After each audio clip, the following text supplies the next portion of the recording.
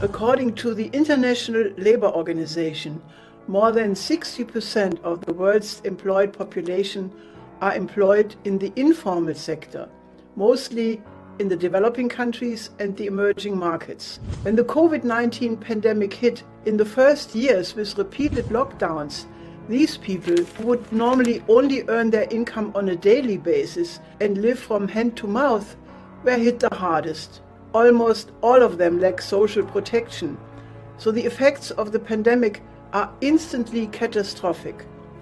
Since poverty and hunger represent severe violations of human rights, there was a sharp worsening in the ability to protect human rights in most of these countries, since the economic means did not and do not yet exist to compensate the affected people, as it was done repeatedly in the industrialized states. In addition, with the pandemic, 500 million jobs were lost worldwide. But the pandemic has only removed the facade that the present world order, dominated by neoliberal policies, supposedly worked well. It revealed with brutal clarity that several billions of human beings found themselves completely destitute when hit with the crisis.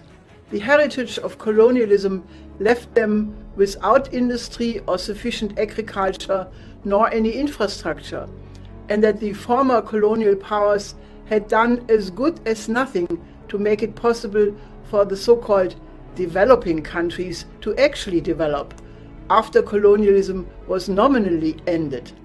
So colonialism continued, albeit in new clothes. So the minimum requirement is the creation of 1.5 billion new productive jobs, which do not exist at the present time and are not financeable under the current neoliberal financial system.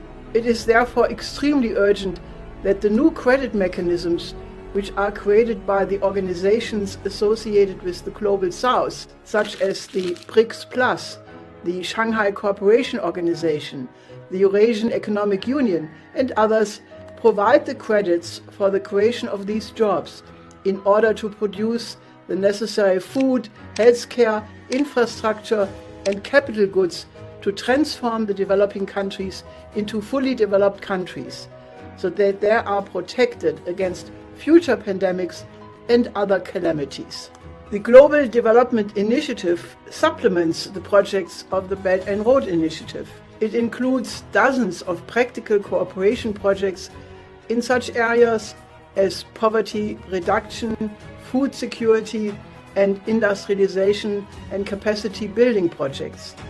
It involves digitalization of agricultural finance, hygienic measures to prevent animal and plant diseases and control, soil and water management, as well as energy security, digitalization of trade, and the boosting of the connectivity of the supply chains.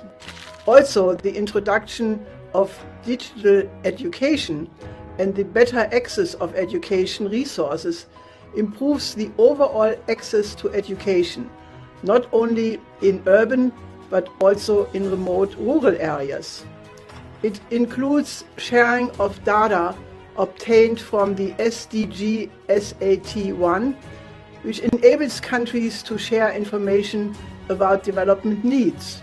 These are concrete measures to overcome poverty and underdevelopment, which represents the biggest threat to human rights. It can also be demonstrated that access to modern infrastructure and technologies has a tremendous educational effect on the respective populations, so that the overall climate for the protection of human rights is improved through this development. All these countries which were affected by wars in the recent period, Iraq, Afghanistan, Syria, Libya, Yemen, Ukraine, are an illustration of the fact that war is the ultimate threat to human rights. In war, people die, and the loss of life is obviously the ultimate assault on human rights.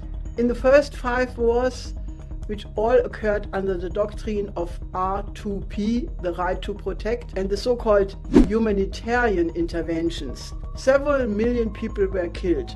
And despite the fact that it is generally known that these wars were based on lies, none of the perpetrators have been held to account for them. The result of these wars were not only millions of deaths, but also up to 70 million refugees, who obviously also are massively deprived of their human rights.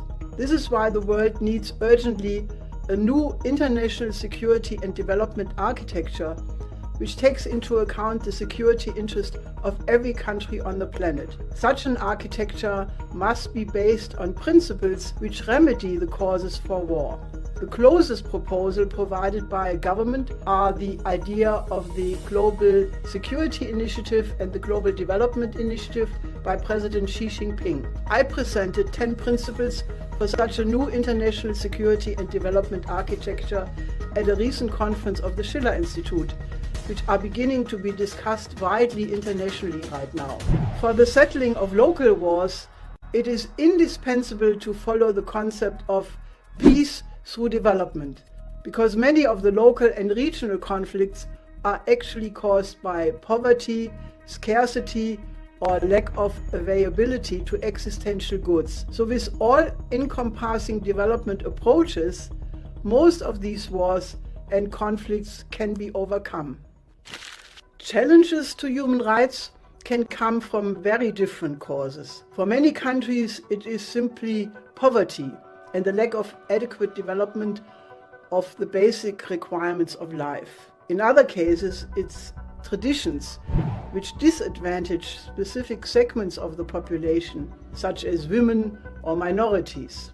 In still other cases, it can be degradations of culture which do not respect the dignity of the person. The essential limit to human rights development can potentially only be achieved if there is a larger interest in the common good, which must take priority over the individual right of a person.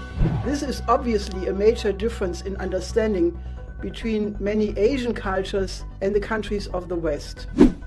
Asian cultures value the well-being of the community or the nation traditionally higher than the individual freedom, in case there is a contradiction between these two. The so-called Western cultures tend to favor the individual human rights over the right of the community. But especially in the recent period, one can see clearly that it is that difference in emphasis which revealed major problems. I think the understanding of what human rights are must be very much expanded. The present notion of the different human rights, as they are expressed in the 30 articles of the General Declaration of Human Rights of the UN from 1948 and several other such declarations of the UN and other international bodies, have merit, but in large part they represent only protection from evils. In the new paradigm, which the countries of the Global South are presently attempting to create, the inalienable right of all human beings to develop their innate creative potential to the fullest must be explicitly emphasized. Right now, that right is completely denied for billions of people who are lacking healthy and sufficient nutrition, clean water, decent housing, sufficient time to study and develop their minds, and have a fulfilled life.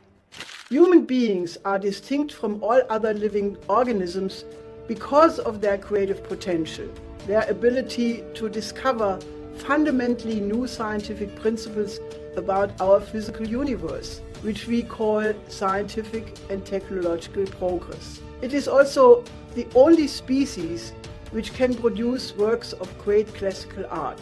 To enable every human being to contribute in the field of science and art to the development of humanity as a whole is the highest human right and must therefore be protected in the new paradigm.